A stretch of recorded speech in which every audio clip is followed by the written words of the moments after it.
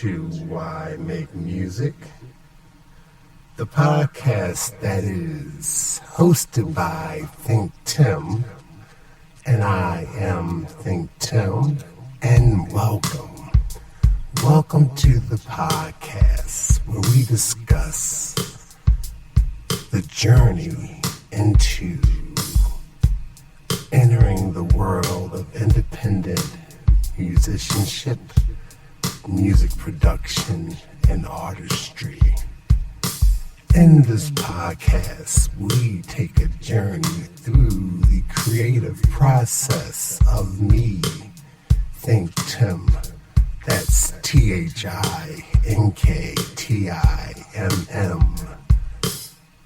I want to welcome you all to episode 12. The dirty dozen. We did 12 episodes so far. You think that's one a week. I'm 3 months in, and I am loving it. I am enjoying it. In this episode, I actually had some comments finally, or questions that came through the DM. And I'm quite excited to want to answer them. So I figured I gathered a few, and I figured I'll make an episode out of it.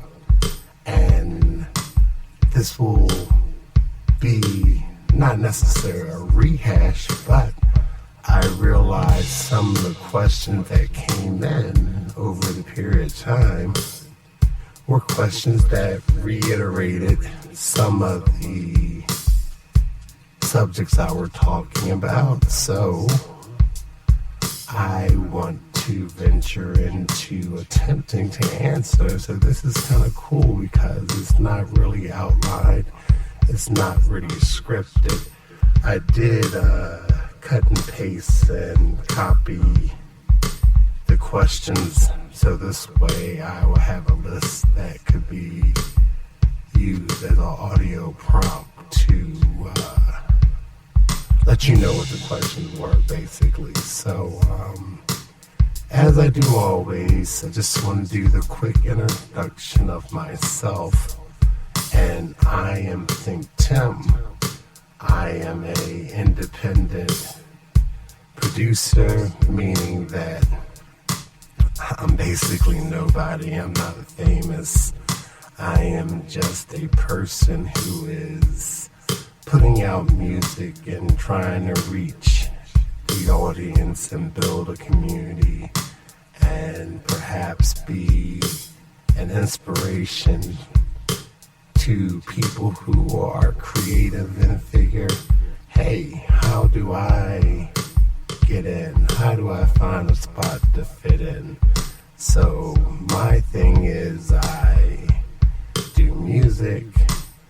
I was brought up in a musical environment, household, neighborhood. Grew up in the 80s, born in the 70s.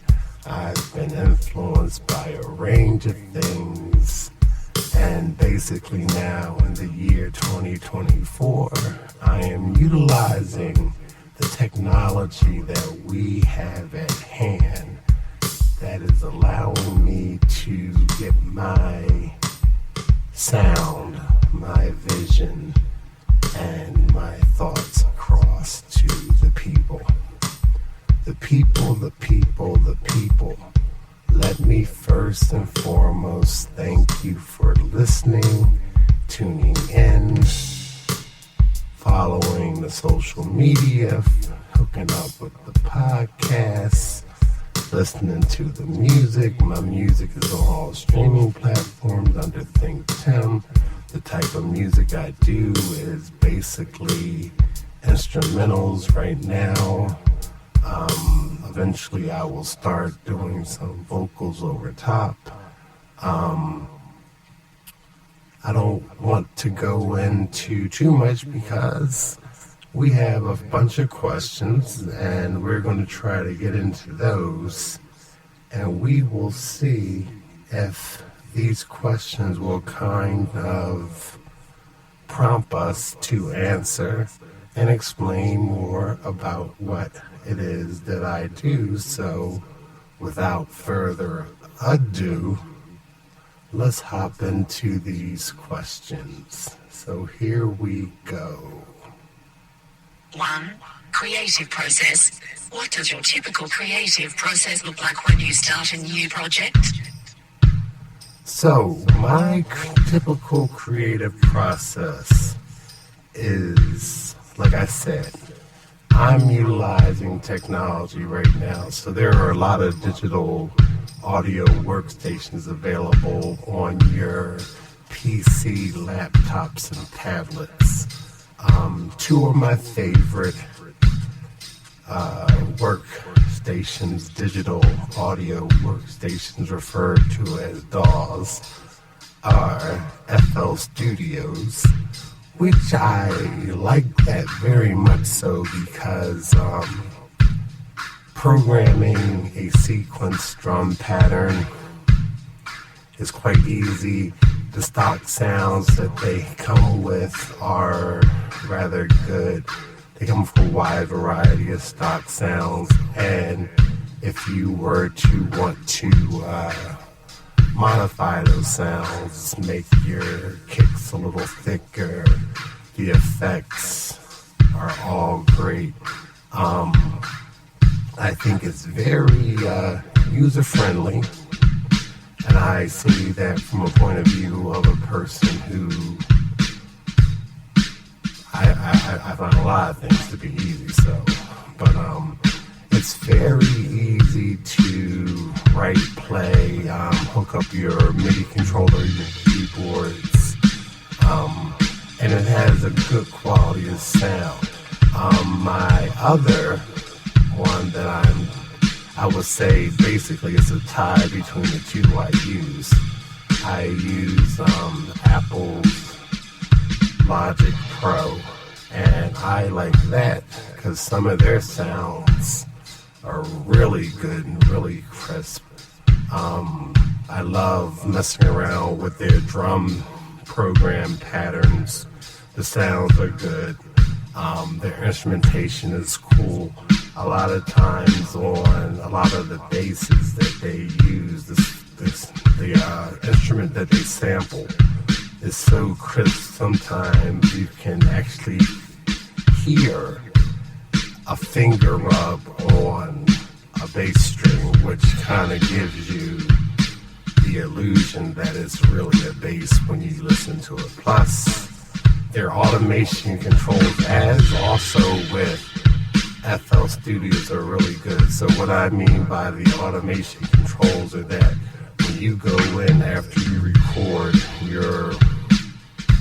your instrument, your track, you put it down, you can go back in and tweak it with different effects and panning, instruction, volume, up and down, and it's very, very cool to capture a little bit more of a subtle change in a track as opposed to just having a track play completely through from beginning to end. Also, both devices, when you go to quantize, which is basically pulling the note closer to the actual note, like say just take, if it's off just like a hair, you could quantize a whole pattern and pull it in and make it a little tighter, or you can even hit a button that says humanize and it kind of throws things a little bit off kilter, which makes it seem a little bit more like it is human. But both of those devices, both of those software packages aren't expensive. Both Apple Logic, I do believe, was under $200, plus it comes with a free update. And finally, Apple Logic 10 has moved on to Apple Logic 11 after a long, long time. And FL Studios, I think, is at FL Studios 24.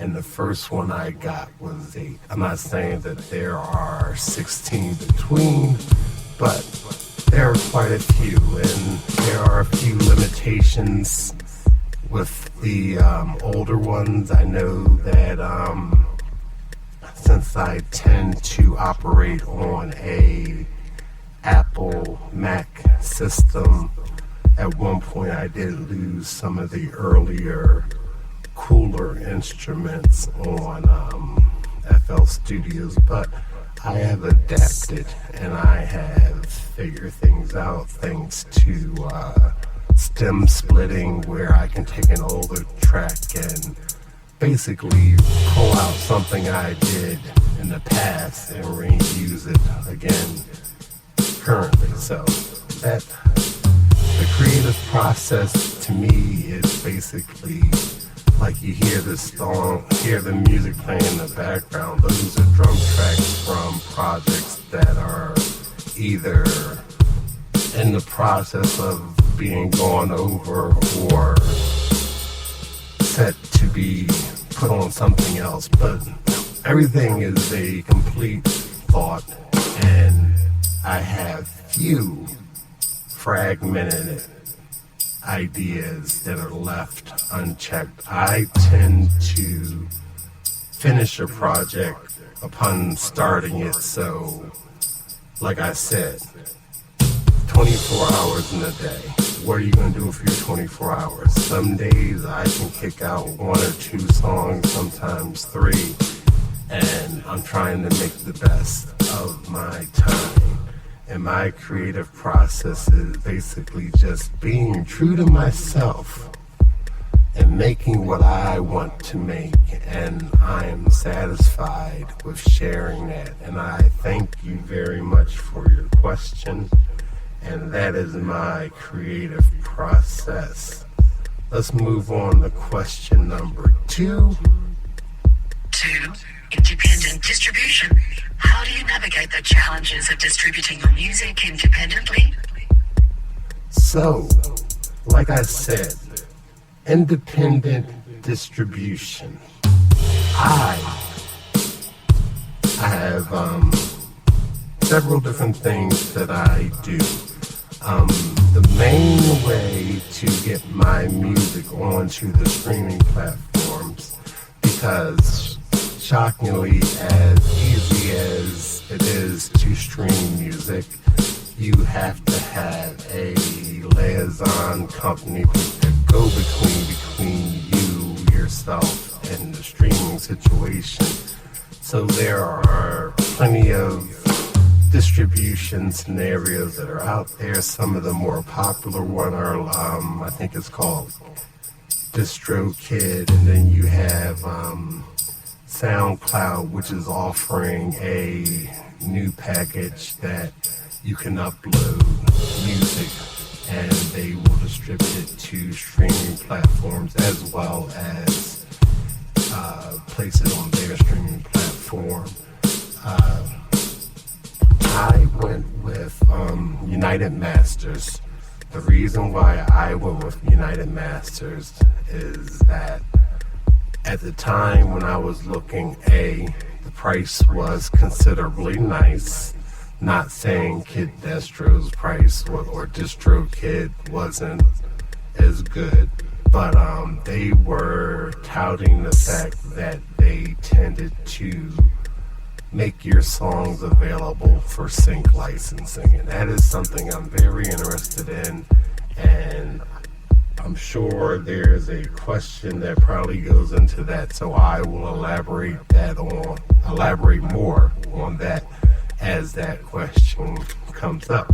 But the distribution system is basically what you do is you take your finished song, your finished product, you mix it and master it.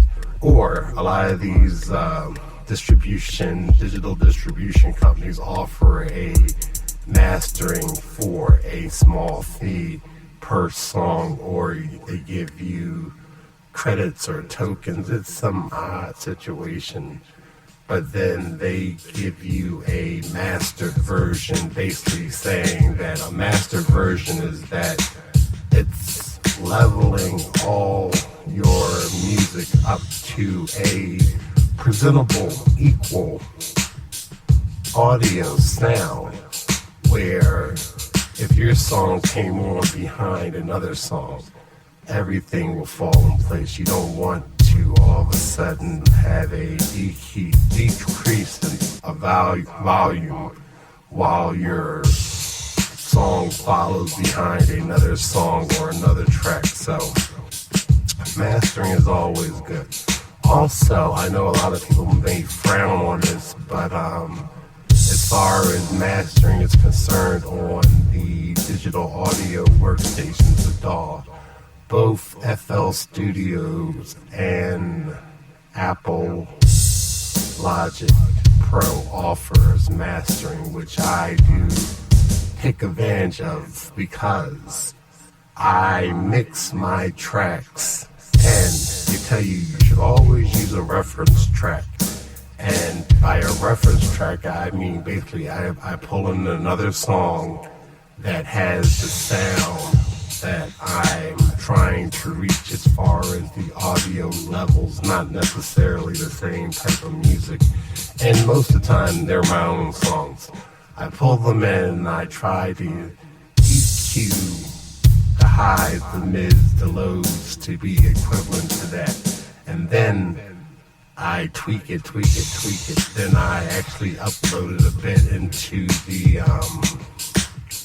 FL Studios or the Apple Logic mastering, and it kind of polishes it off. It just gives a little extra boost, and it gives you a little range of categories or genres that you may want to attempt to have your music sound like it. But so the distribution thing, I pay for the distribution, I upload a song or upload basically an album.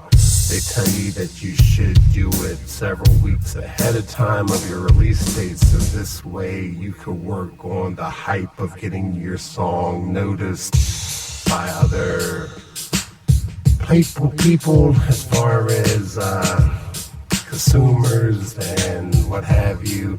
And that theory works well if you are doing it in the traditional way of releasing a single and then following it up by another single and an album. But what I've been doing is that maybe once a month for the last 3 months, and I'm planning to do 5 projects back to back every month. So we're in November now, so I am gearing up to release another 26 song volume to go with the first 3. This will be the 4th one. First one being devotional feelings, the second one being botanical booming bouquet, the third one being superlative bass, reality effect, and the 4th one is coming in the end of November. I do believe I know the name, but I'm not going to throw it out there as of yet. But I do think it's going to be the good one. Yeah. Lo-Fi-cation. Sonic Civilization. I think that's what it's called. Lo-Fi-cation. Sonic Civilization. Yeah, that sounds cool. But no, that's actually the name of it. But that's going to be our project for November. And when I say our project, I mean my project. So basically, you upload the tracks, you do a little bit of public relations, posting on social media, and you try to get as many listens as you want, as you can, and try to get on playlists and so forth and so on. But since I told you my goal is to possibly try out for sync licensing, my scenario is that the more tracks I have available that are already cleared by a pro organization like ASCAP or BMI, stating that I am the sole owner of the song, it makes me more likely to be an easy placement for a entity to use me or use my track because there's no samples, there's no one else to have a business transaction with besides myself. And from what I'm understanding is that a lot of times this transaction can happen within a course of 10 to 12 hours, more or less. So the least amount of people involved in the transaction, from these sync agents and music supervisors that are looking for the songs just to deal with one person, could be a plus. And I'm all about the ease of things. All right, so with that, thank you once again for the question about distribution. Let's move on to the next guy, which is going to be 3. Work habits. Can you share some of your personal work habits that have helped you stay productive? 4. So 3. Work habits that allow me to stay productive. I basically have actual, regular, real life responsibilities, and fortunately and unfortunately, I also have a oodle amount of time on my hands. So with that, I tend to be able to take care of my responsibilities, which still leaves me with a good amount of hours in my day that I get my fitness routine in, I get my daily activities in, I run my errands, and then I also have time to come sit and do music. My routines are basically very basic. I queue up tracks, I review what I did, I review what I might have in the quote-unquote vault that I want to maybe dust off and revisit, and then I get to work. Most times I'm starting a track from scratch, and like I said, I tend to start with more like the bottom, the foundation, the drums, the bass lines, and then I move on from there to the melodies of the track, and I keep it rocking like that. There is no wrong way, in my opinion, of creating music.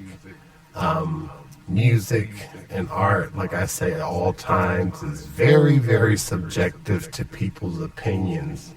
And what you tend to want to do is steer clear of people's opinions and don't make music to make other people happy.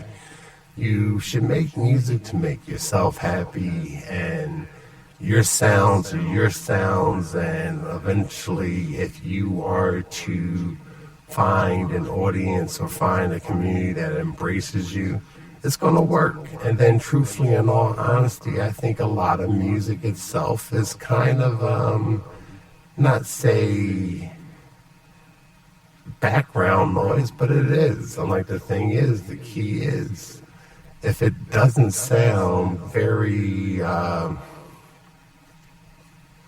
off-key, and you're playing everything that goes together cohesively, and you're not overdoing it by putting too many different sounds, voices, timbres on a track, you can tend to do something. Sometimes music can be a very minimalistic approach to creating sounds, or sometimes it could be a ton of sounds. I'm like, sometimes it could be a one-man band, or sometimes it could be an orchestra. You know, a piano playing by itself sounds just as good as 100-piece orchestra playing. So to each their own. Sound is good, music is great.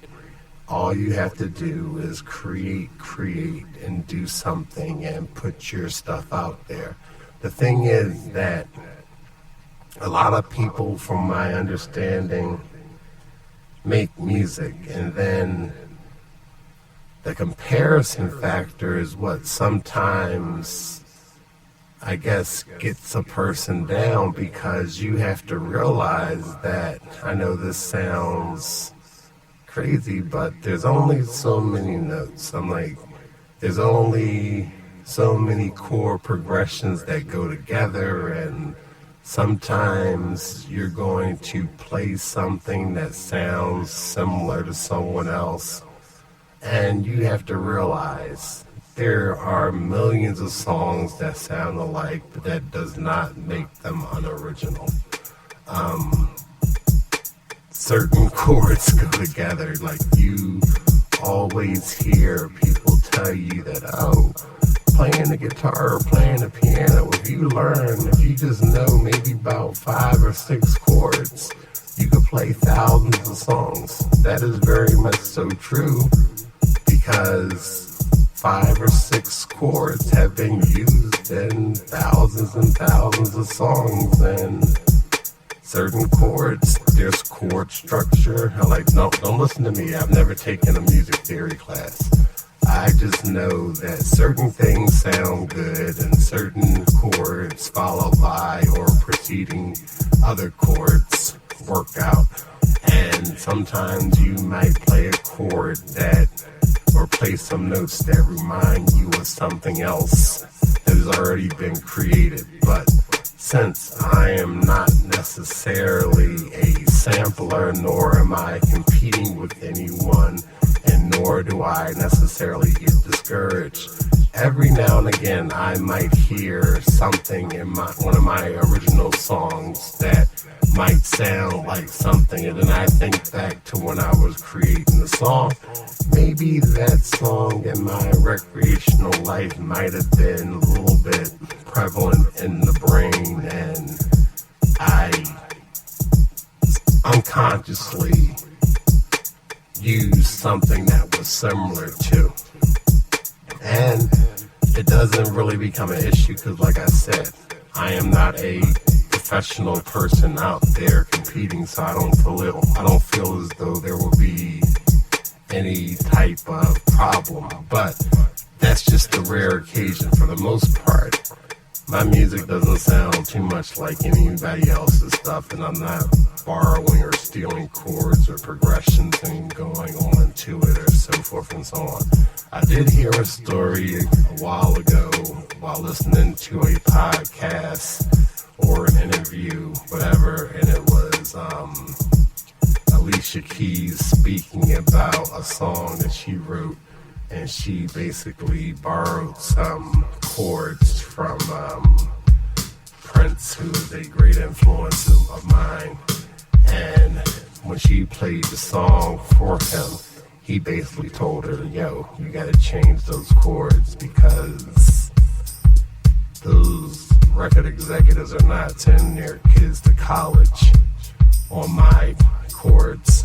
And truthfully, they're not going to care one way or the other if you change them or keep them. But he knew those were the chords progressions that he used, and she was aware that there was a chord progression she used, and they made it clear. She changed it. The song still became a hit, and everybody was happy, and there was a lesson learned in that.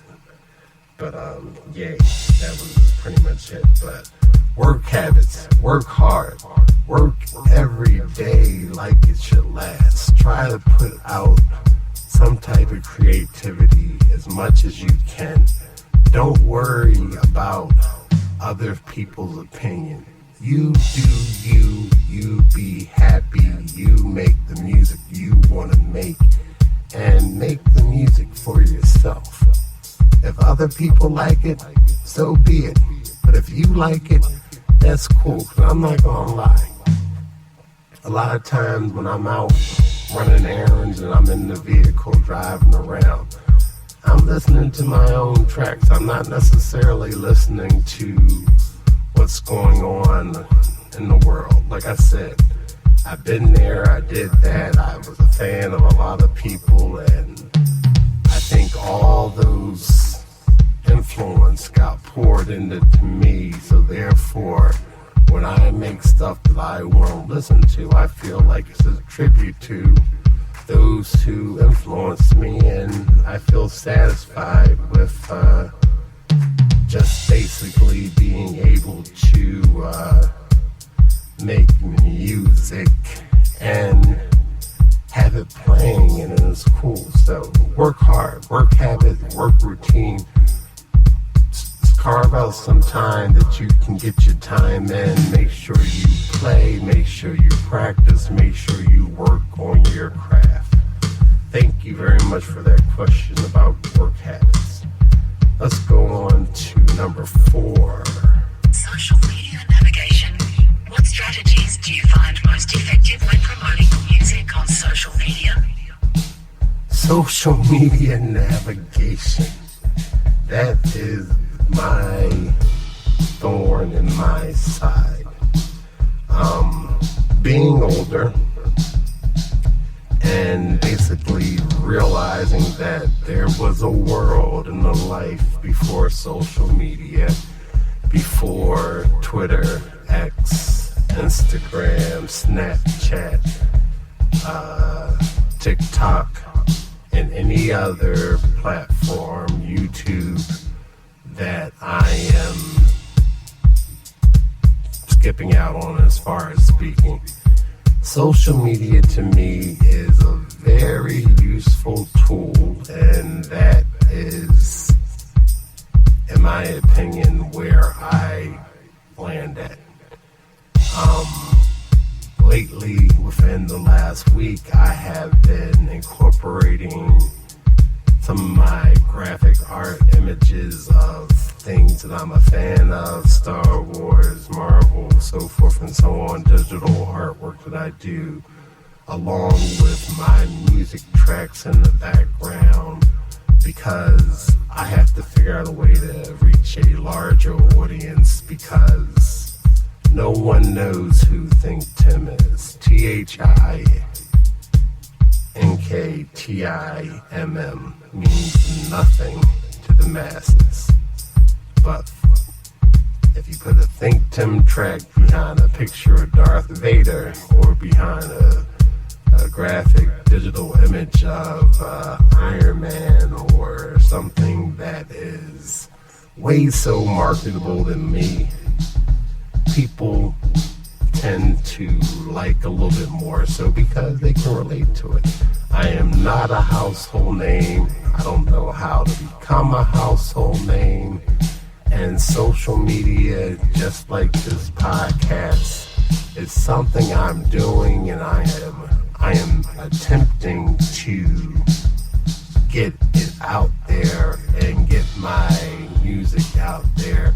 The funny thing is that even when you sign up for, it's like almost like your electronic portfolio, they want your social media names, your @ThinkTimms, your whatever it may be, thinktimm.com, and I have all those things, the Gmail address, the Hotmail address, the live address, the ThinkTimm at Twitter, at Instagram, at TikTok, the YouTube scenario going on under ThinkTimm, under Why Make Music. There's a Why Make Music Instagram page. There's a WDMN Asian, which is like my self-created parent umbrella company that does the art stuff, and the music falls under, and you'll hear me call it out like WDMN Damnation. Like we're a radio station. I learned that from George Clinton and Prince. But listen, social media is a powerful tool, and I am trying to learn how to navigate it, and I am doing my best, and I can do better. I can learn to try to remember to post every single day several times a day. But I'm not gonna lie, I don't do it all the time. And the worst thing I want to do is for those who have taken the time to follow my accounts, I don't want to flood your timeline with my nonsense. It's just being respectful, because if you listen to it, you'll listen to it when you get around to doing it, and if you don't, you don't. But like I said, the streaming situation, the streaming game is very, very fickle as far as money is concerned, and in order to see some real change, you gotta get like 1 million streams, and I don't see myself getting 1 million streams unless something else I'm planning succeeds, and then by chance I get 1 million streams, and at that point everything goes hand in hand. But I don't think I'm gonna have a viral video or a viral song that's gonna all of a sudden catapult me into the upper echelon of social media. So you try hard, you work hard, and you put your stuff out there. And then the other underlining thing is that I'm kind of a private person, so therefore there's only so much I'm going to put on social media. So a day in my life is like, oh, he posted a picture. Oh, look at that, he put some cool writing underneath it, a cool caption. And there's some music playing in the background. And if you follow the handful of accounts I get, you might get it 5 times. That's pretty much it. And then I move on to the next day, and I just keep it going. And eventually, hopefully, if it's meant to happen, something will stick. All right, let's see. Thank you once again for the question for the streaming platform. What is our next guy? 5 streaming platforms. Have you had any success getting your music placed on playlists? And what was that experience like? 6 musical. Have I had my stuff placed on any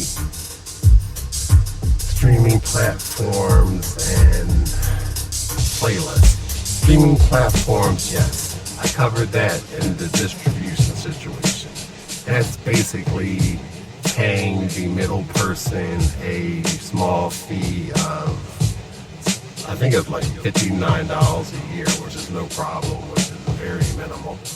But it puts your music on all the major platforms, and some platforms I've never even heard of. Figures Apple, Spotify, iHeartRadio, I think Tidal is still out there, Amazon Music, YouTube, and anything else that plays music, Instagram, TikTok, social media things, Twitter. So if you want to put music in the background of one of your videos and you're a video creator, you're an influencer, you could type in ThinkTimm,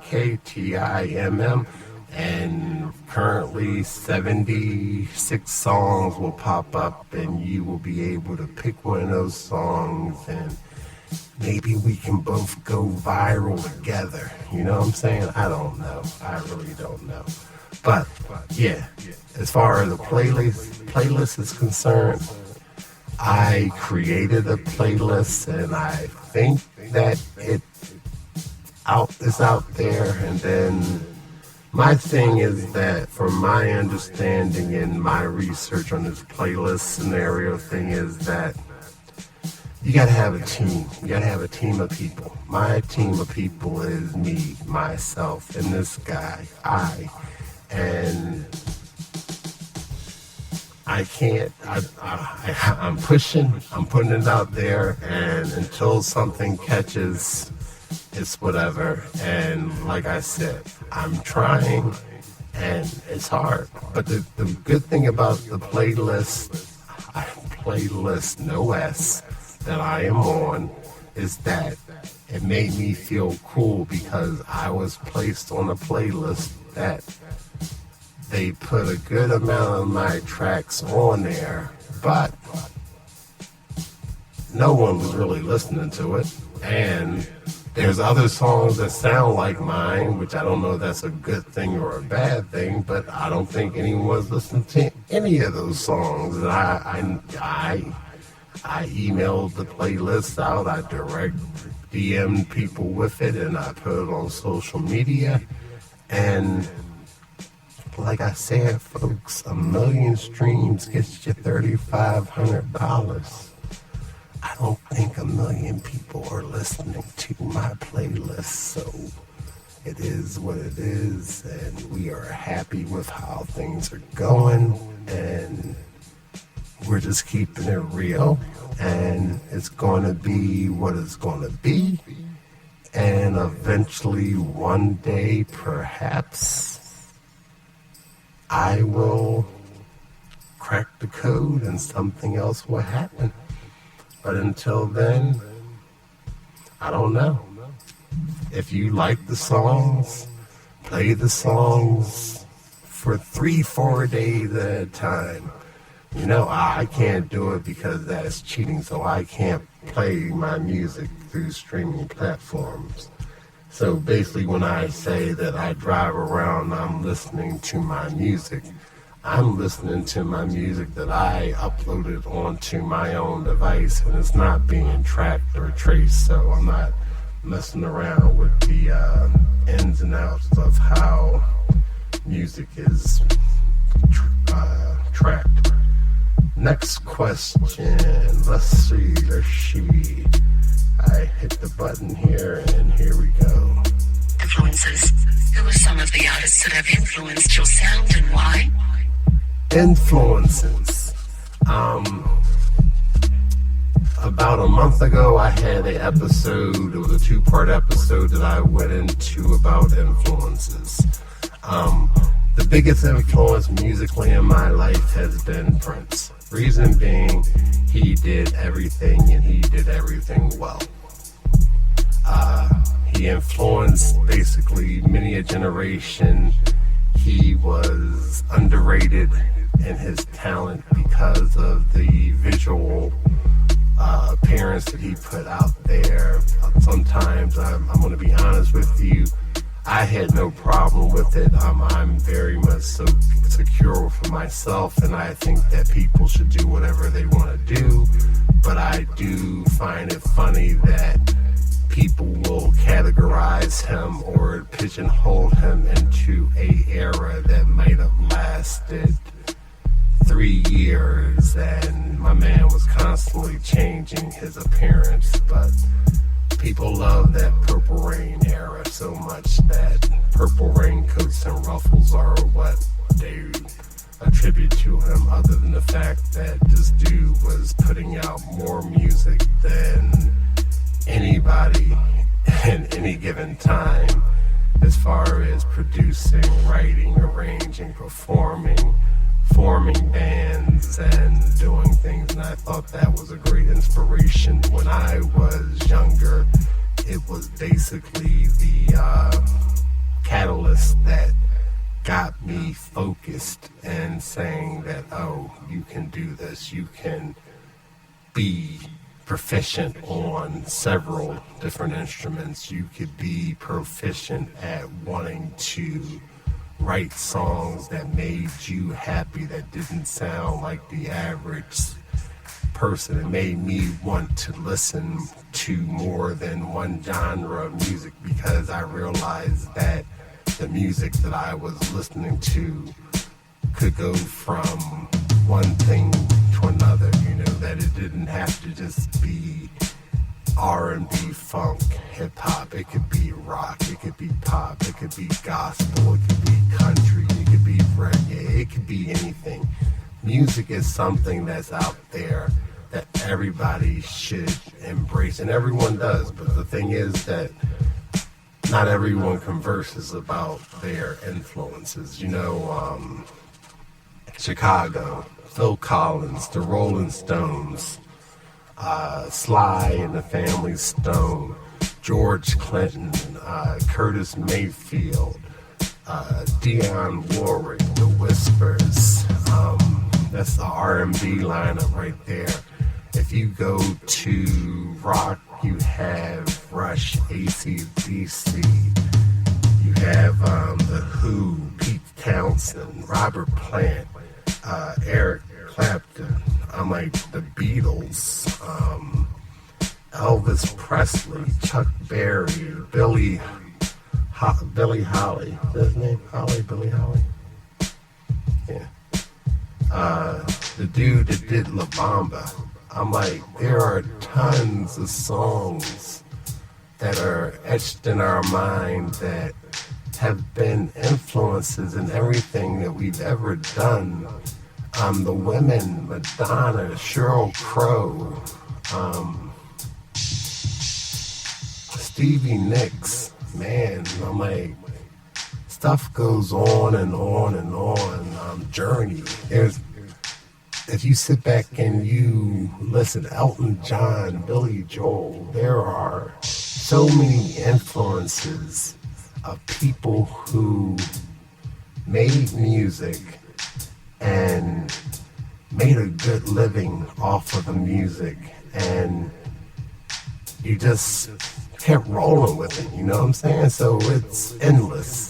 My influence on music is endless, but my gateway to music was a dude named Prince, because it made me appreciate every aspect of music and every aspect of the creative process. And shout out to the great Quincy Jones, R.I.P. He passed away this week. And he is the architect behind the Michael Jackson great hits, you know what I'm saying? So he's the guy who got the team of people together that put together MJs. And if you notice, no shade, but I said Prince is my favorite, and Quincy Jones was the architect behind the Michael Jackson hits. So take it as you take it. Real talk. Next one up is, let's see, thank you once again for the musical influence question. Next group is what we got here. 7. Personal stories. How has your upbringing shaped your approach to music production? My upbringing, like I said, I'm a hobbyist musician.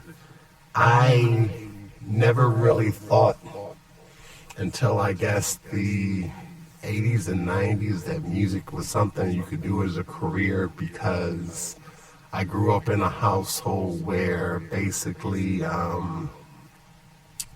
my stepfather had a band. We had instruments in the house.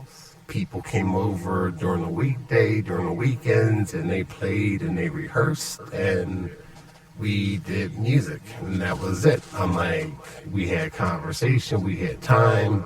Sometimes when we would roll with him to go do things, we would roll with him and we would go to rehearsals over other people's houses.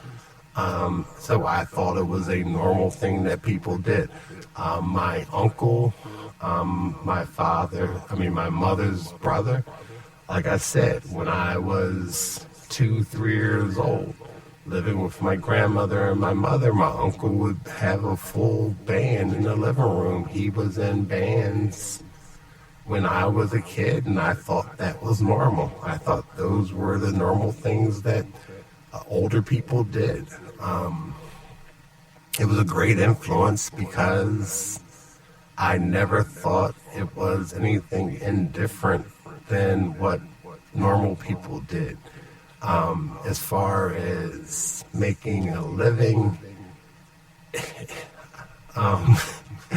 you have to understand, education is the key. And I saw recently a YouTube video about a gentleman who said he went to Berkeley and he studied and he had a degree in music and the whole bit, and he went to a retirement party for one of his professors who taught him, who he thought was a great person, he is a great person, but he looked at what he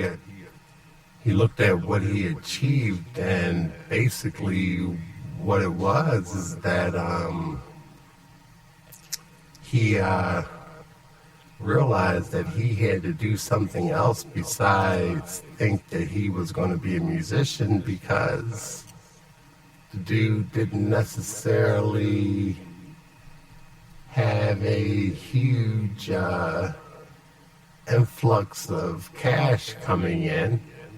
And without that influx of cash, he thought that maybe perhaps I can't necessarily make it as a musician by myself, that I might have to do something else other than be a musician. So that's real talk, because you gotta sit back and think that if you're going to be a musician, if you're going to want to be a musician, you have bills and you have responsibilities and things that you have to pay for.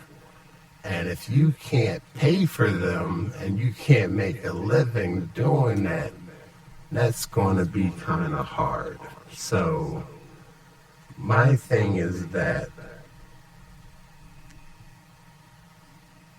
it's a great hobby until it's not a hobby. Until it pays some bills, it's a hobby that you're doing and nothing more than a hobby. You know, like I hate this, I'm not trying to sound super realistic or whatever, but right now what I'm doing is that I am trying to create a hobby. I am trying to make what I'm doing possible to be done for some type of... You ever hear the phrase, doing too much? That's what I'm currently doing. I am doing too much. I am attempting to edit this in live time while I am recording, and I'm not sure where I am. Oh, I see. I'm back on track now. So, anywho, what I was saying is that there's a goal that we want to reach, and my personal story is that, once again, it comes back to what you want to do with your music. What are you trying to do, and what are you trying to reach? You know, because everyone's not going to reach that quote-unquote pinnacle level that you can live off of your creative ideas. So, am I doing this for fame or fortune? No. I'm doing this because we live in a generation that, fortunately, we have technology that allows us to share our ideas, share all of our thoughts, and share our creativity. Like I said, I'm very grateful that I even have people who listen enough that said, oh, I want to submit a question. They hit me up on the DM and the social media, and they had a few things, and I had enough information that I could put something together. And I'm greatly impressed by it, because maybe I could be an influence to them the way someone or anything else has been an influence to me. And I don't know who all listens to this podcast, because you never know your audience. It's not like, oh, I'm sitting in a room and there's an audience in front of me. I'm talking in an empty room, and I put this together. It goes out, and if you like it, you like it. If you find something that's cool in it, you'll listen. Maybe you'll come back. Maybe you'll tell a friend. And that's how it goes. So as far as my personal stories, I say keep it up. Just do what you gotta do. Do you, and make the best of your time, and make the best music or the best art, or write the best book. If you're a baker, bake the best cake. And whatever you do, just try to be good at it. I'm like, somebody somewhere will appreciate it. I'm shocked every day when I look at the analytics and I see that people around the world, places I've never thought of going, have listened to my music. People in other countries have listened to this podcast. It's a cool thing. I'm like, I don't take it for granted by no means. I am completely 100% humbled by all of it. Never do I take it for granted. So I thank you, and please continue doing what you're doing. Let's go into the next question. It was, here we go. Let's see what we got. 8. Financial responsibility. What tips do you have for managing finances as an independent artist? Managing finances as an independent artist. Like I told you, the only finances I have to manage is the fact that I paid money to get these apps, these programs when they came out, and that's pretty much where it goes. And we pay for electricity. And I try not to do anything that requires paying for anything else. There are a few services out there that want you to pay for ad time on social media sites to try to get your idea, your product, your post viewed. No, none of that stuff is guaranteed. If I was younger, would I attempt to do live shows, perhaps DJ, maybe perhaps even try to maybe do like a tape where I include maybe vocals of modern people rapping or singing over top of my tracks. Yeah, I would do all that stuff, but like I said, I have been doing this the majority of my life. It's been a hobby. I never thought it would be something that could really pay bills. But the thing is, if ever it reaches that point, I will have the work prepared for it. So basically, what do they say? There's a saying that says, success is reached when preparation and hard work meets the proper thing. I know I just butchered that phrase, but basically that's the situation.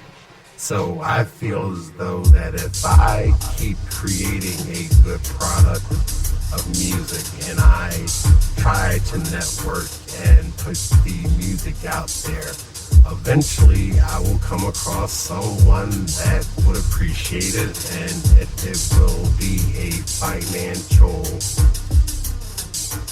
positive situation for myself, I will. But at the same point, I would not tell you that if you have other responsibilities besides being a musician, take care of your responsibilities. Don't let your human everyday responsibilities fall to the wayside for something where early episodes I threw out a crazy number, and I'm throwing it out to you again because it was mind-boggling to me that they say that over 110,000 songs are released daily. So you have a greater chance of winning the lottery than all of a sudden as an independent person without a major company pushing you or a product line or something utilizing you, that you just put a song into that out into the cosmos of internet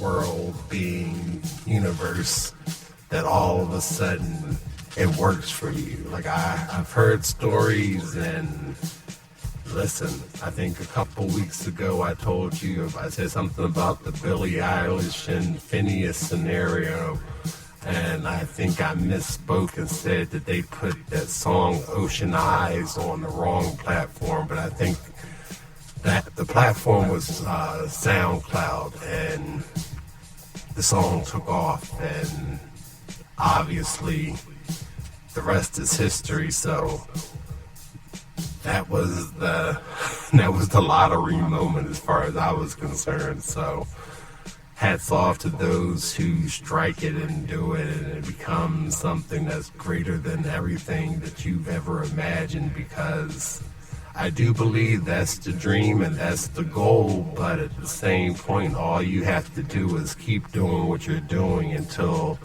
that dream or goal is realized or the opportunity realizes. So, yes, take care of your responsibilities.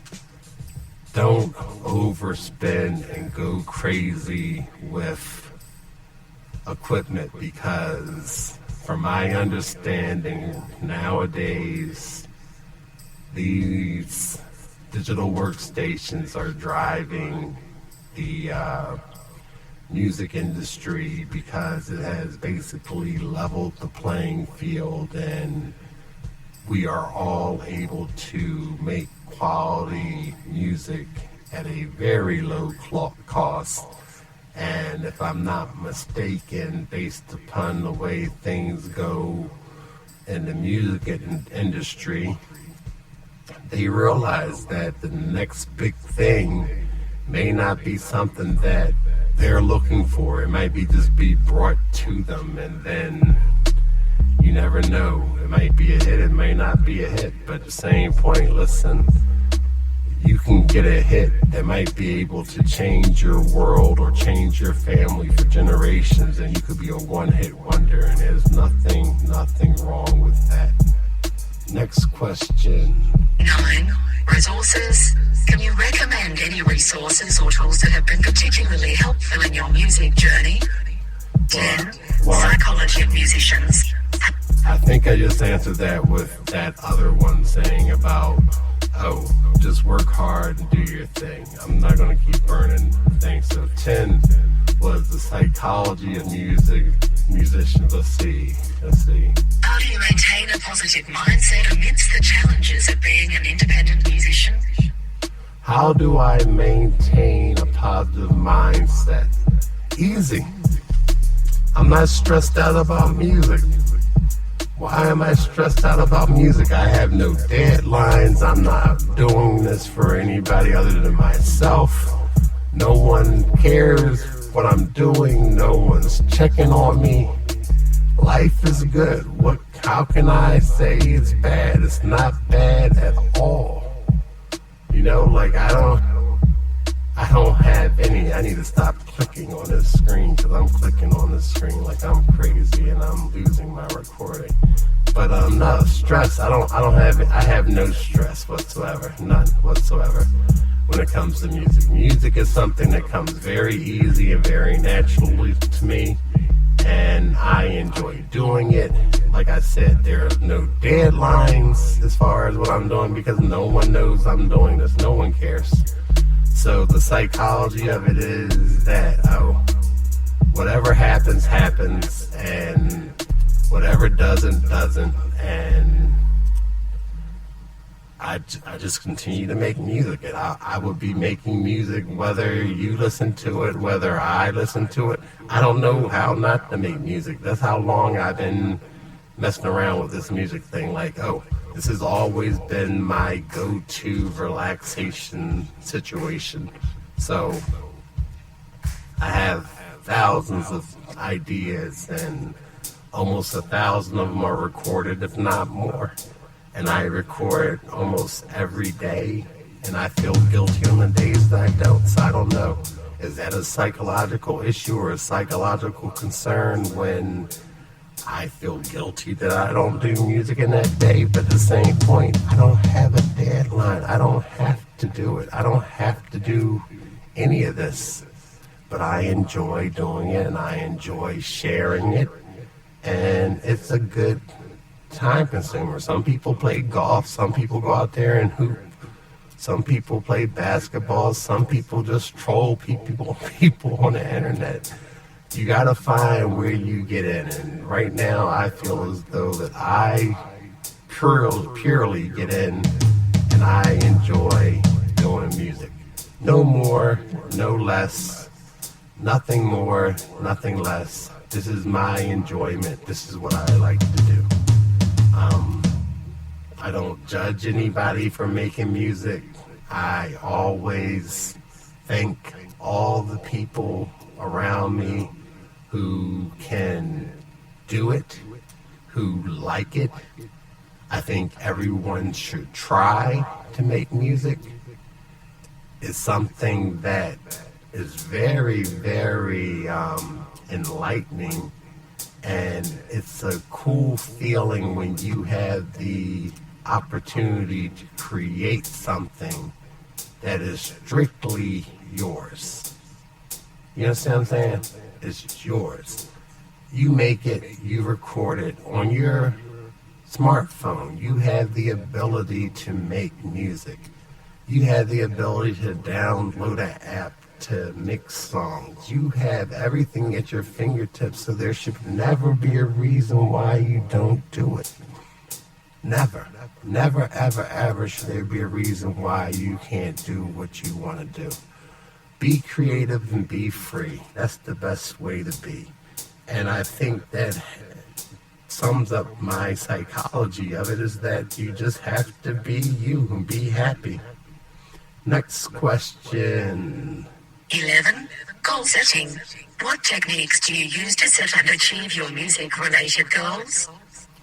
Once again, I probably jumped the gun. I tried the playlist thing. I'm doing everything I can do. I am corresponding with music supervisors and sync libraries, and I don't bother them much, because the thing is, these are professionals. They have jobs.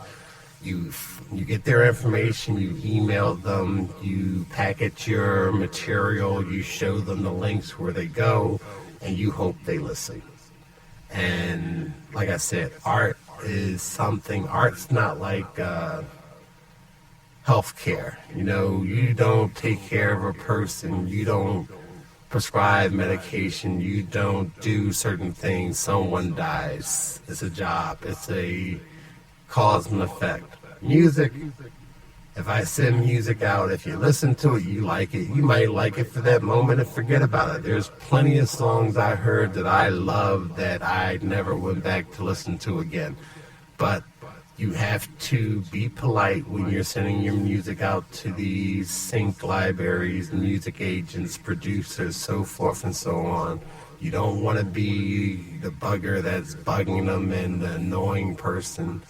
This industry, from what I understand, is rather small, even though everyone and their mother is submitting songs. Everyone has an idea, so you have to respect that, if they like it, they'll get to you, and just hope that, like I said, opportunity and preparation meets. That's what it is. When opportunity and preparation meets, that's when you have success.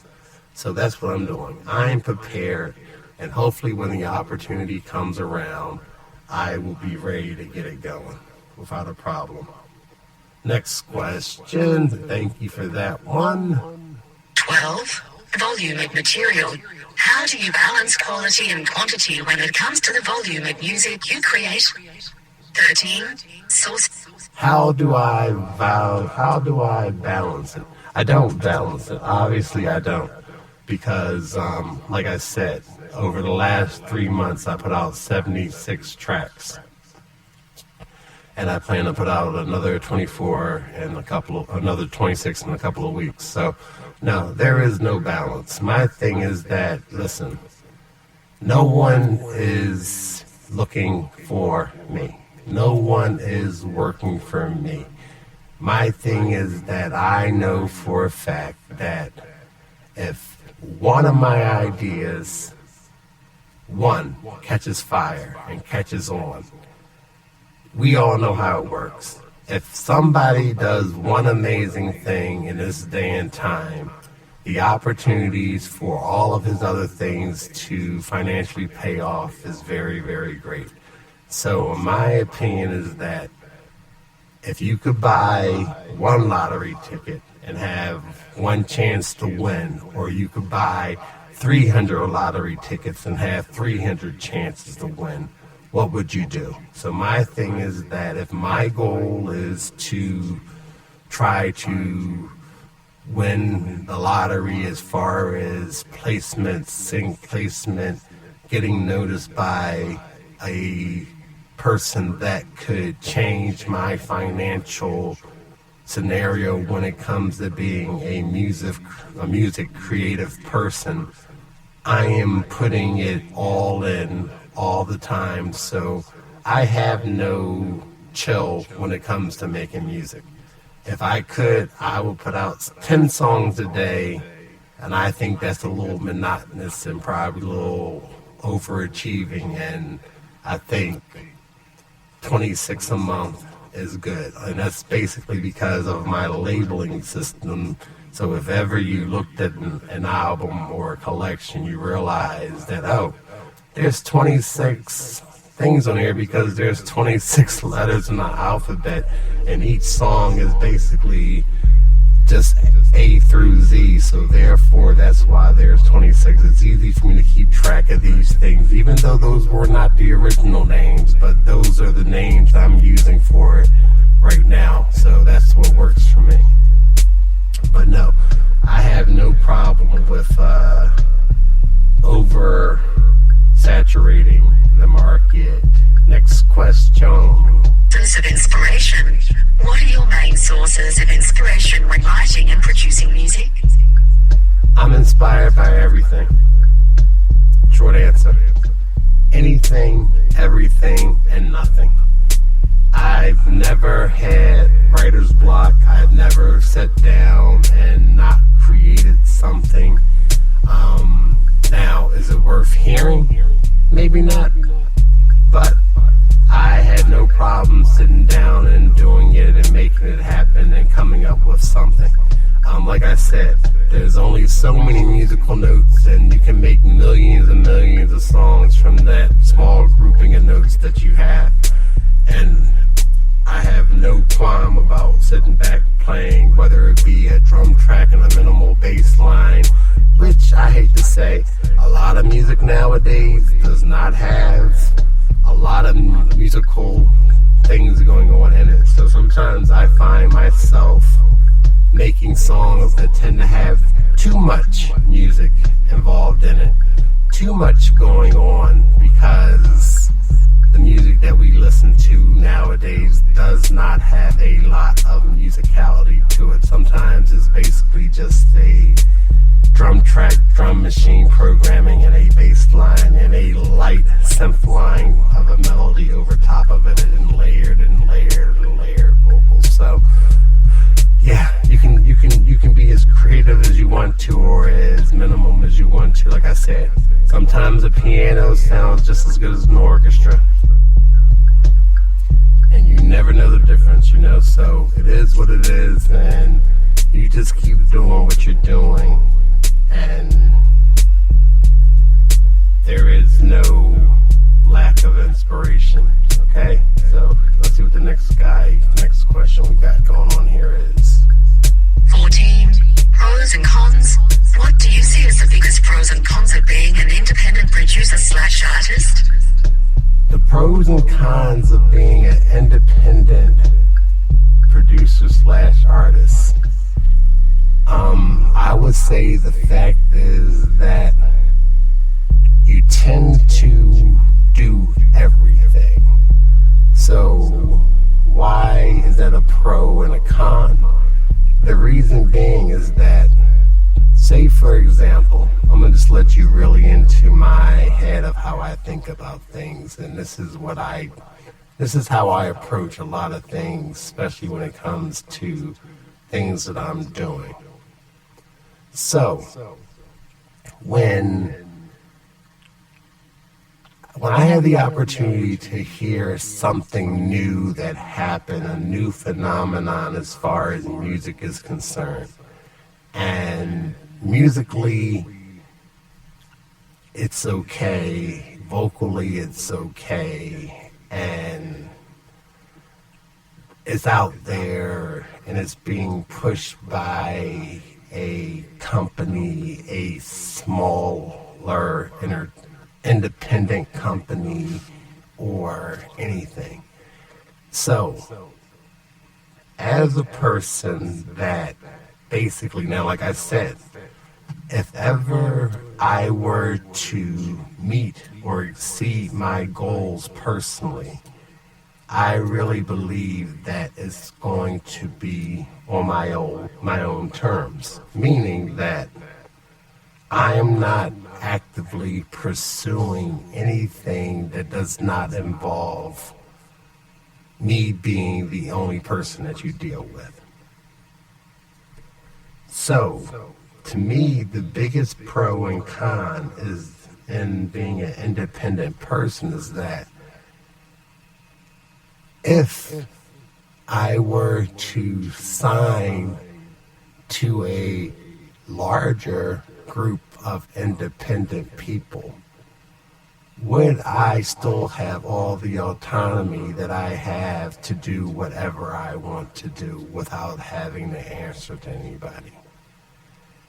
Would I be able to say that, oh, there's no psychological mental strain or stress that I have because I'm doing it just for me?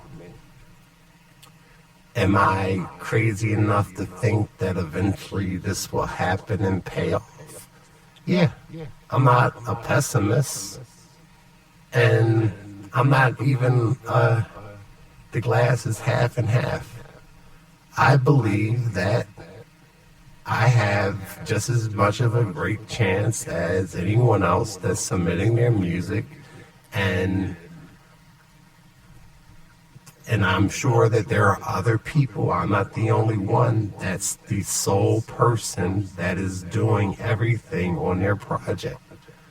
You know, if you see the artwork that go along with the covers, I made it. If you see the wording of something that's written in a bio, I did it. If you go to the website, ThinkTimm.com, and you read the blogs, I wrote the blogs. If you listen to the music, every bit of everything on here is something that I played, programmed, and I put out there. So I think that is the pro, and I think that is the con. The reason I say that is because most situations, no matter how independent they are, there's a team of some sort behind the person making it happen. There's a team somewhere that's even selecting the font being used on the album cover that may not be the person. There is a team of people who might have said, oh, well, let's change this production up a little bit and do something different here.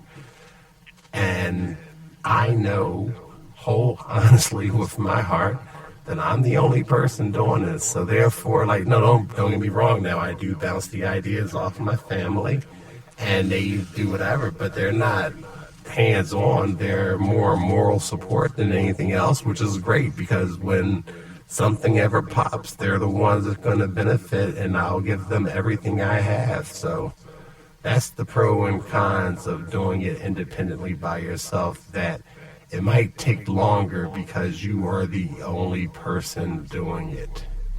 And sometimes that could be a bother. 15. Visual arts. How do you integrate graphic arts and visual elements into your music production process? 16. Long-term goals. Let's do both. Long-term goals and how do I enter. I try to relate to everybody across the board. So therefore that means that if I have to create imagery to go along with the music, something to catch your eye, then you hear the sound. That's how that works. Art, music, visual, sound, all goes together. You know, hats off to the people who ever put out a blank album cover. You got over because your name is what your name is, but sometimes, most of the time, people need visuals. I think to go back to the other question, pros and cons. Because I am a private person, if I was younger, I'm not gonna lie, I was younger and I lived in this time frame, I would probably be all over social media with all reckless abandonment doing whatever, because I would be so gung-ho into let's get this done. But I'm older and I'm very settled in my ways.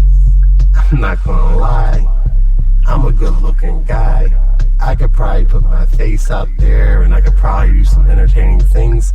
I'm super social when I want to be. I'm very charming when I want to be. I could be a salesperson. I could sell this if I really, really, really try to sell it. But that's not me. It's music.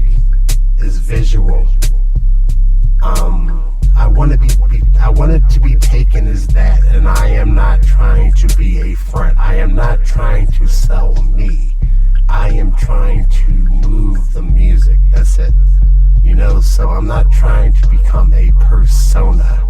I've tried it a few times. I put out a few little videos, maybe a little video version of what I'm saying, a snippet of the video, and it's alright. I might have took it down like after a couple days because I'm like, I'm no need for that. But the thing is that that's part of it. The visual arts, we humans as a society, as a culture, we don't know what we want. We think we know what we want, but we want what is popular. We don't necessarily want what is good for us. So don't get me wrong, I'm not getting off the beaten track. It's currently November 2020. No, it's November 2024. And there has been a change in the environment this week. And it goes on to the thing of saying, like, you gotta question what it is that you want and what you need in your life. And to use a phrase that we use in our household a lot, that we're kerfuffled. We don't know what the rest of the world wants. Sometimes I think that we're on the wrong side. I think we're on the right side. I know we're on the right side. But when so many contrary things happen that are not logical, it makes you question. So, visual arts, decisions to put yourself out there, decisions to walk the walk you walk and walk the roads you walk, it's all relevant and it's all left out there to the good, So, the visual art, doodles. Disney, hit me up. Yes, I'm redoing your Marvel products. I'm redoing your Star Wars stuff. And I'm posting it, and I'm sure it falls under the umbrella of fan art. And I'm putting my songs behind it. So if there's a lot of people who like Star Wars, there's a lot of people who like Marvel, there's a lot of people who like digital art, take a listen to the song in the background. Go do whatever. Follow the podcast. Be free. I don't know. Bring me up in conversation. Tell a friend to go listen to the podcast. Say, that Tim guy, he rambles. ThinkTimm rambles. ThinkTi 2 M's. He rambles a lot about things that are somewhat okay. He doesn't really insult anybody or talk about anything too deep. He just goes on and he's just happy to be an independent musician doing what he's doing. So let's see, the next question on here is what? What are some of your long-term aspirations as an independent artist? I did that. 17. Wishes for support. If you could wish for one thing to help you in your music career, what would it be? What would it be? One thing. I will want that one commercial success because the thing is, I'm not greedy. And truth be told, I said it before. If someone's out there listening and you like all the stuff that I'm doing, for a minimal price of probably what you think, I will give it all to you and you could do it. Pay me a percentage off the tail end or whatever. And you can have all this stuff because I am constantly making more. And I feel as though all I really want to do is, let's see, kids go to college, household finances straight, peace. That's all I want. There's nothing that I need. My life, me personally, I am complete. If money makes people happy, I would love just to give a countless amount of cash to my household so everybody can just breathe that sigh of relief and feel comfortable. That's it. Nothing more. That's all I ask for. So that payday could be $10,000. That payday could be $100,000. It's all going to the same place. There's nothing I want. I want to pay for colleges. I want to take care of household finances. And that's it. I know I probably lost all the exciting crowd, like, oh, wow, that sounds so mature. But it's the truth. That's it. I want nothing else. Nothing else do I need. 18. Role of technology. In what ways has technology transformed your music production process? How has technology? I told you.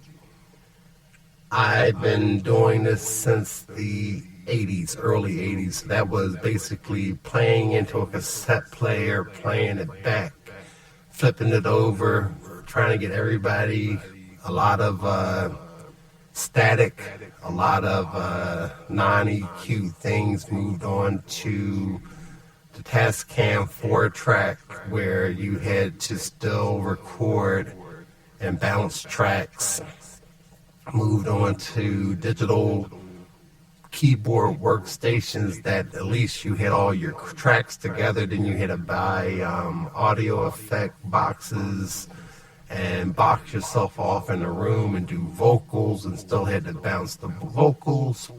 I remember in the late 80s and the early 90s with software like Cakewalk and the very first earlier Cubase and recording on those things, early Mac programs, the little boxy looking Mac monitors and the big old PCs. Right now, technology is at its best. I know AI is right around the corner, and AI is basically probably putting tons and tons of people out of work. You can't stop technology. You got to go with it. You got to embrace it. You got to flow. Compared to older tracks, which I have tons of older tracks that are on cassette tape, that basically sometimes I play the cassette tape and it's a little warped because it's so old. There's tons of ideas that I have created in the past, but the technology that we have today is so good that there is nothing negative I could say about it because it allows me to connect to so many people so easily with the precision that you don't necessarily know what I have or what I don't have.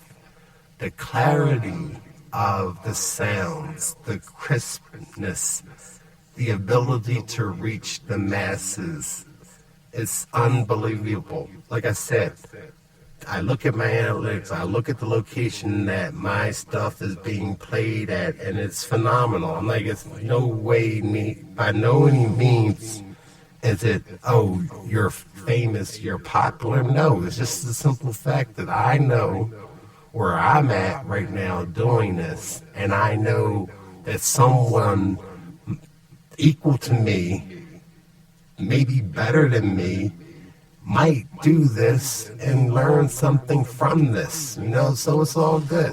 Equal, better, less, it's all the same thing. What do they say with the dreidel. You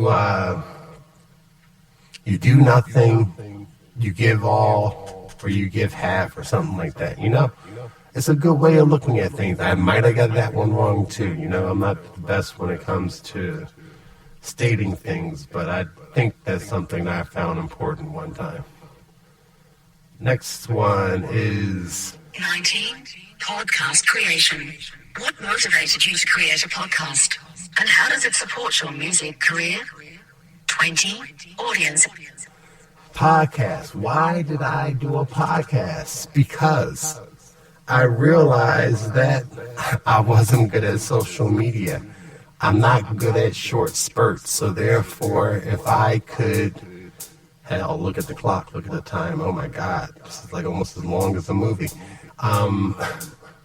If I could create a podcast and I could talk about music and I can express myself, and you can sit at your workplace, your job, and you can listen to it while you do your work or while you blow leaves outside the house, while you ride your bike, while you work out, that you might find this to be entertaining in some type of way, shape, or form, and it will be good for all parties involved. I would enjoy doing it. I ain't gonna lie. This is like going to a psychiatrist, getting a therapy in every week. I sit here and I talk and I get things off my chest and I get inspired to create more. I get inspired to share more. And the more I share and the more I create, the better I feel. I enjoy doing this. I don't do it for any other reason other than pure enjoyment. Nothing more, nothing less. Enjoyment. So where does that leave everything that's going on? Simple enjoyment. Why would you not enjoy it? Why would you not be happy at what you do? I share it in the podcast. Like I said, why make music? Why make music is a great title. There's a story. I never told this story, but I'm going to tell a story right now. When I first started this podcast, I was week number one into it. And I got a message in my DM from Australia, from another guy by the name of Tim by chance. It was coincidental, his name was Tim. And he said that, I had an idea for a podcast called Why Make Music. And by chance, he also did music, but I think he was a jockey, like a disc jockey, and he had a little bit more experience than I had and so forth.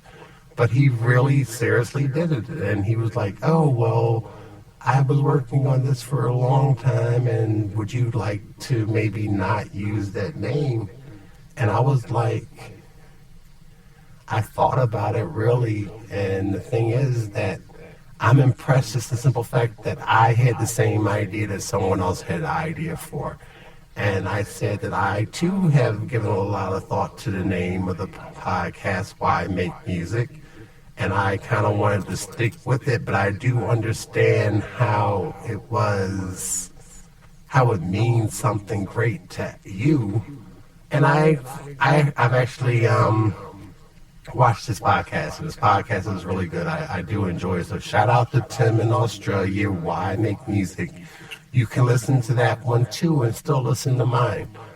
But it's just certain things, you get to a point where you really become like a little amazed that this happened, that you can do it. I'm like, and I thought about making a podcast for years, and I figured who would listen?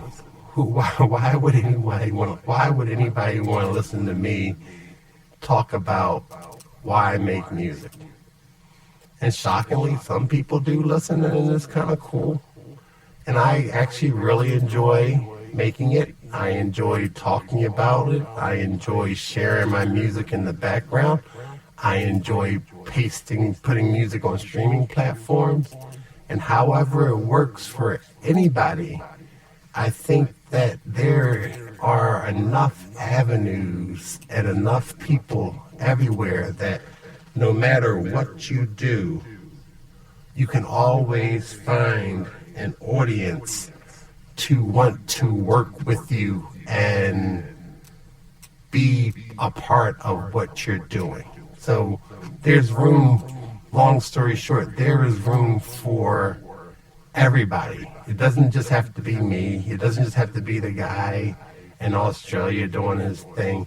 It could be everybody. We can all make music, and we can all ask the question, why make music, you know?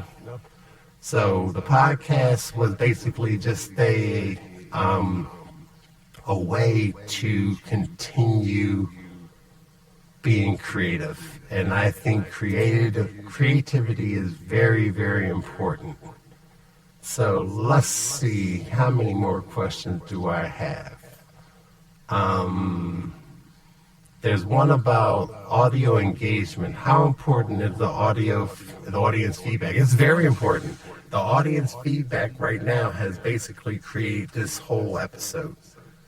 So there was a bunch of questions that I were asked, or a bunch of paraphrased things, and then I put them on a list and I addressed it. And basically I feel as though I had the opportunity to ramble on again and say some positive things and get to know you more so, and you guys get to know me more so.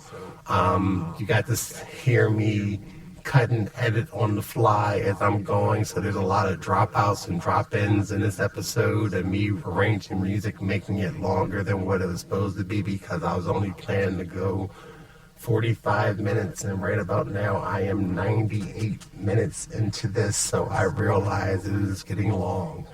So audience engagement is very important. Thank you for listening. If you've been listening this long, maybe this will sit back and say, oh, if you got an hour and a half to kill, listen to this podcast, work out, run, do what you got to do. Do your housework, drive somewhere, do whatever.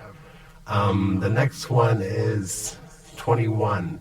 Creative block. What strategies do you employ to overcome creative blocks? I don't have a strategy. Don't have a creative block. That would be my strategy. Don't ever not feel creative. Always be creative. Always look for inspiration in everything from looking out a window to walking down the street, to watching TV, to watching the news, to listening to your loved ones around you talk, walk, do whatever. Just be inspired by everything. Next one, collaborations. Have you collaborated with other artists, and what have those experiences taught you? So before, when I was younger, of course, I told you I had a brother. He plays the drums, and I grew up in a musical household. Collaborations were there. I did try to do the band thing for a while, but the people I was playing with were about, probably at the time, 10 years older than I was, 10 to 15 years older than I. And they were really good, and the thing was that was the level of seriousness that I was on, so therefore it was kind of hard for me to find folks my age to play what I wanted them to play and be serious about rehearsal time. So I tend to want to collaborate, but at the same point I know how much other people could be a distraction, or I could be a distraction to other people, because sometimes creative people don't play well with each other. Sometimes creative people don't play well with each other. The reason, because I think in the realm of creativity that there are a lot of alphas, and people always want to lead, and people always want to have their idea be the main idea, and it's hard to humble yourself to work with other people. Learning curve. As a self-taught musician, What has been the most challenging aspect of your learning journey? Admitting that there's things I don't know. I'm still not as good as I want to be for reading music and getting it completely done as quick as possible. Sometimes I find that to be a hinder. I do read a lot of books about music or listen to different podcasts or look up different things online to see if I can make myself better in understanding and getting things done. So the biggest learning curve is the fact that a lot of things that you're doing, there is no right or wrong. There is no 100% correct way of getting it done. Sometimes you just have to do it. It works. It rocks. You're cool with it. And you just move on and let it go. Like I would say, for example, like as you hear the closing music in the background, I'm going to tell you that there's quite a few stops and starts in this podcast episode. I was trying to keep it flowing, and learning curve. I did not feel like going back and editing it. So when I put this together and put it out, when you hear a little stutter stop or you hear me repeat myself, perhaps that was the point. Sometimes you just gotta let it go. It's not perfect. I am far from perfect. Next question. Also at the same point, as you tell, I gave up on the little personal assistant audio thing. Advice for new artists. What advice would you give aspiring independent musicians to start out? Do it. Just get it done. Don't stop. Don't worry about it. If you want to create. I don't care what medium it's in. If you want to act, sing. You want to bake. You want to cook. You want to change tires for a living. I made a joke one time and said, listen, I approach life like saying, like, hell, if I was on a pit crew team, and my job was to change the left front tire, I would be the best dude with that gun and take that tire off and put that tire back on. You just gotta take pride in what you do. Whether it's music, medicine, lawyer, engineer, baker, preacher, teacher, whatever you do, be proud at what you do. Try to be the best. That's it. Be good at what you do. Take pride in what you do. In my career, I was good in everything I've ever done in my life as far as work-wise. I have no regrets because I know I put the time in and I was proficient at what I did, and that's it. That's all you have to do. Try your best to be proficient. Aim high. Try to be that person that you want to run into and take care of you or meet you or how you will want to approach. Future projects, the world is my future. That's it. I'm going to always have future projects. I'm not ever going to stop. So ThinkTimm, ThinkTimm. This is why I make music. Enjoy. Peace. Check me out on my social media. Time's up.